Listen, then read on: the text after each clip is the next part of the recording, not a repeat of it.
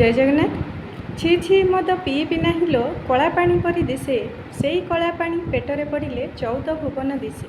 आज्ञा गणकवि वैष्णव पाणी 1882 मसीहा अक्टोबर 26 तारिख में कटक जिलार महांगा कोठपदाठारे कुमार पूर्णिमा दिन जन्मग्रहण करते।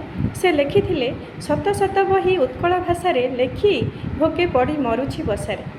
से शताधिक पुस्तक रचना करथिले सुद्धा दुखरे जीवन अतिबाहित करथिले। तांकर प्रकृत नाम शत्रुघ्न थिला।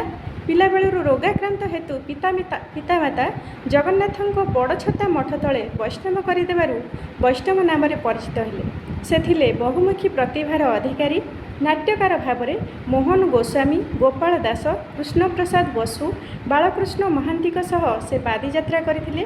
1903 मसीह 21 वर्ष बयस से प्रथम नाटक गीताभिनय मेघनाद वध लिखिथिले।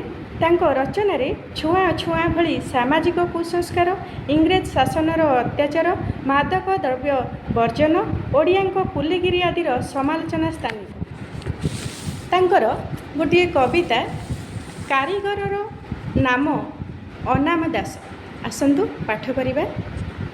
अधरा अबंधा अरूपानंदर रूप तू देखिबु जेबे, आरे मन तोते चिन्हाई देउछि चिन्ह देख एही ठाबे।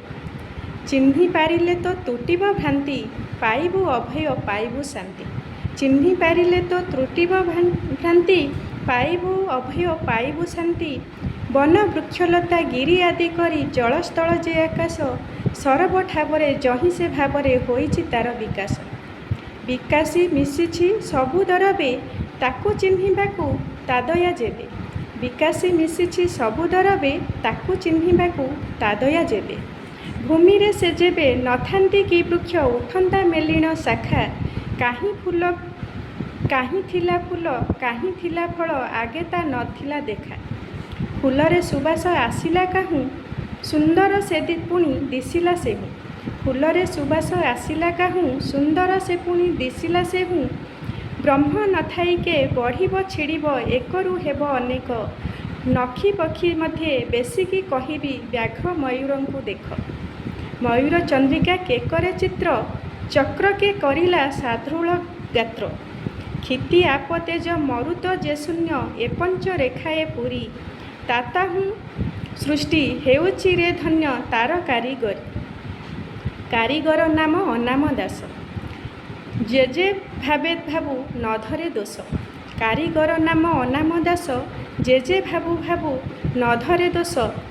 ध्यान धारणारे धरा दिए कथा, सेही कहे सेही शुणे।